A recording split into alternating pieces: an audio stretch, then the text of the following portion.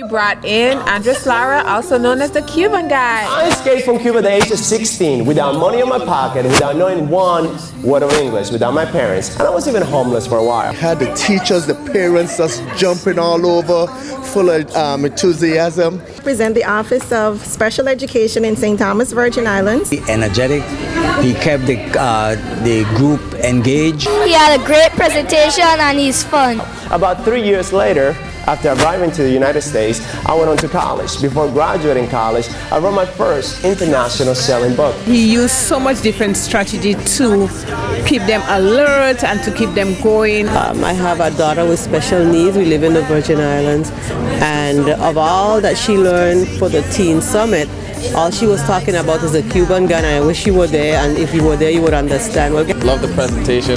Keep them motivated, and he keep them captivated. And to be honest, I was motivated, and I'm going to use that information later on in the future.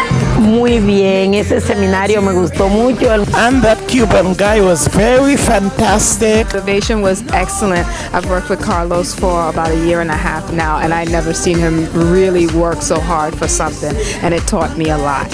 What'd you think of the Cuban guy? Yeah. How was he? He good. Yeah. Good. Yeah. A lot of people ask, how do you go from point zero to the point we are today?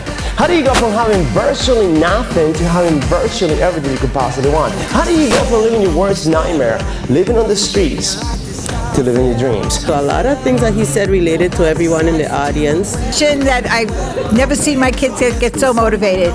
Teaching special ed students, and we'd learn a lot. He's very funny, interesting. I enjoy every bit of it. We love his tactics. He got the kids going. He got us going. Engaging, presentable, and fun. Excited, and not only the kids, we the adults are excited. He has us jumping up. I'm gonna be a speaker. Woo! Now there was only one challenge. I couldn't what? I couldn't speak English, and that was not a small little challenge. It's almost like you want to be the next Michael Jordan, but you got no arms. Or you want to be an Olympic runner, but you got no legs. I wanted to be a world-class speaker, and I couldn't what? Speak English.